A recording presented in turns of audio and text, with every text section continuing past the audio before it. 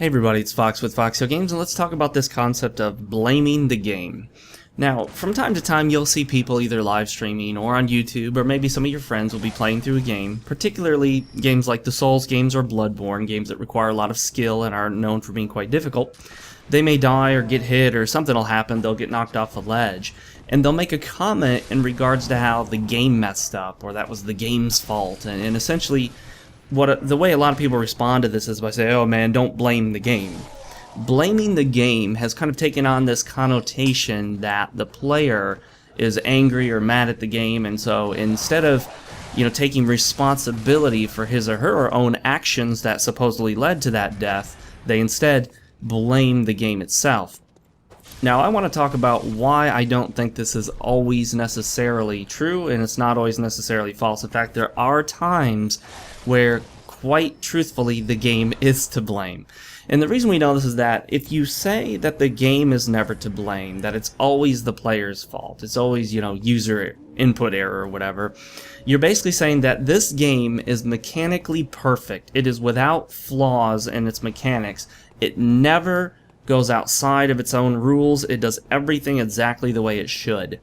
And I don't think we really believe that about most games. In fact, if you look at a game like Bloodborne, which you're seeing some background footage of, we know for a fact through testing done by Eurogamer that the frame rate can be very, very inconsistent. The frame timing as well as the actual frames per second. Because of that, it causes a noticeable, considerable amount of stuttering. When this happens, there is a slight delay or change in the way the game responds to your input. I've actually shown this on stream, hitting the circle button for the backstep, just tapping the circle button, and that, I don't know, maybe 100, 150, possibly 200 millisecond delay in when the character actually responds. Now, you're not going to get any input that's 100% on the dot, 0 milliseconds response. But certainly, 200 milliseconds, if that is the case, would be too much. And in the case of frame dropping, frame rate inconsistencies, the frame timing being out of order, or there being anything wrong with the frame rate, yes, this does actually affect your game. This is true on all systems. PC, console, doesn't matter. If you're playing a game on your PC and maybe you crank the settings all the way up, say in Witcher 3, and then you get in this intense moment where an enemy casts a spell and you cast a spell of fire, and there are so many effects on the screen all at once that your frame rate just tanks. It goes all the way down to like 15. Yes, it will significantly impact your ability to give inputs to control your character. So what this means is that if the game's frame rate or frame timing is inconsistent, it will affect your ability to control your character. As your ability to control your character changes from moment to moment, given the consistency of the frame rate, it will actually sometimes cause you to get hit when you normally wouldn't get hit, or die when you normally wouldn't die. So the question becomes, whose fault is that? Now, people could easily argue, well, hey, you should be able to anticipate frame rate dropping or know about it, but there's actually really no way to 100% anticipate frame rate dropping. Maybe a specific part of the game will drop in frame rate really bad, so you try to compensate, but frame rate drops can come out of nowhere, and for a human being to ever so slightly, by 100, 200 milliseconds, adjust the rate at which you give input on the fly by the second by second as the frame rate changes, wow. I mean, I just don't see that as a reasonable expectation for a human being to be able to accomplish. At that point, I would tend to blame the game and say that this game does not give me a consistent frame rate that I need to get accurate control of my character.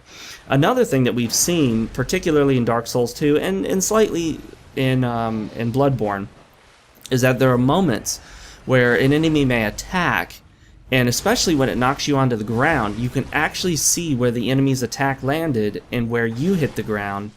And though you didn't get shoved or pushed, you just went straight to the ground like you got smashed to the ground, you can see a good distance of space in the game world between the enemy's attack and you supposedly getting hit.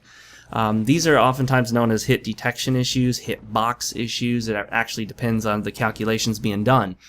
But we know in Dark Souls 2 that these can be really bad in PvP encounters no matter how good your connection is. Like, people are getting hit from across the screen. One player will attack forward in front of them and somehow hit the other player who is directly behind them. I mean, completely 180 degrees on the other side of the attack. And so situations like this, you just cannot anticipate. You couldn't have possibly known you would have gotten hit. There are also cases where in Bloodborne I would swing my weapon and it would clearly, visually just go right through the enemy. Right through the enemy. No question. You can take it back, you can step it through frame by frame in a video editor. You see that saw cleaver go right through the enemy and nothing happens. But the same thing can happen to you as a player, and so when it happens to you as the player and it would have killed you, technically you probably should have died there. So the game messed up. The game is to blame for you not dying. Likewise, if you swing right through an enemy and it does nothing, it just phases through the enemy's body like the enemy is not even there, then the enemy attacks and kills you, and that hit would have killed the enemy, then yeah, actually, the game is to blame for you dying. You should have killed that enemy, therefore the enemy wouldn't have attacked you, and thus you would not have died. So the idea that blaming the game is always some sort of bad thing that bad players do because they're bad at the game, mad 'cause bad, all that, all that trite stuff that we like to say, really isn't accurate. Sometimes it really is the game. Not all games are perfect. In fact, pretty much all games are imperfect in one way or another. So when you have hit detection issues, hitbox issues, situations where attacks will phase through an enemy, or situations where you give input and it doesn't really respond, then yeah, I would blame the game. And in one way I blame the game in Bloodborne is in many cases you'll give multiple inputs in an attempt to do something as quickly as possible. For example, immediately after attacking, you see the enemy start to swing at you. What you're going to do, what you've been trained to do, is to mash the roll button or dash button, the dodge button. You mash the dodge button so that as soon as your character gets control, or as soon as you get control of your character, as soon as you come out of the attack, you want to make that dodge at the absolute quickest, most precise moment possible. And if all you're doing is just tapping once, like some people like to say, well, don't mash the button, stop spamming the button. But if you don't spam the button, then you have to be spot on with that timing. Because if you think you just came out of your attack, then you tap the dodge button, and it turns out you're wrong, by the time you realize you're wrong, that you tapped it too soon, it's too late, you've already lost too much time, you likely have already been hit. Even if you didn't get hit and you tap it, you would have lost a lot of time. We're talking 200, 300 milliseconds by the time you realize what happened. So the only way to reliably get that dodge in as soon as possible is to mash the button. You gotta tap, tap, tap, tap, tap. And this is something people do in all sorts of games that require a lot of skill, and especially in games like the Souls series. However, in Bloodborne, what they have done is they have some sort of system where occasionally it will queue up one of those moves. So as you're mashing the dodge button, you'll dodge away, then you'll go to input an attack, and instead you dodge again, because it somehow queued up an additional dodge. So even though you've stopped hitting the dodge button and you're trying to do something else, it does another dodge as if that's what you wanted. In Dark Souls, this little input queuing would occur if you held up your shield while attacking with the R1 button. This is where I noticed it. Hold your shield, attack with the R1 button a bunch. Then at one point you'd hit the attack button to attack. Your character wouldn't attack, and you're like, okay, what's happening? Then you release the shield, and then you attack, even though you didn't hit the attack button. So cases like this really throw you off. They're not expected. They're not how the game's normally supposed to work. It's not part of how they explain the controls to you. So it is sort of like a glitch or an oversight.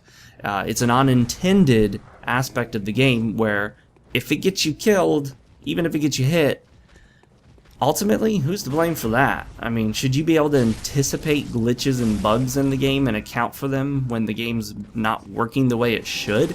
Obviously, the best players will try to incorporate everything into their playstyle, but ultimately, ideally, games should work exactly the way they're supposed to all the time, and when they don't, in my opinion, it's okay to blame the game sometimes. And in my opinion, sometimes it is the game. So what do you guys think? List your comments in the comment section below. Make sure to give it a like or a dislike. Subscribe if you haven't already. You can follow me on Twitter. It's in the description. And I will see you guys next time.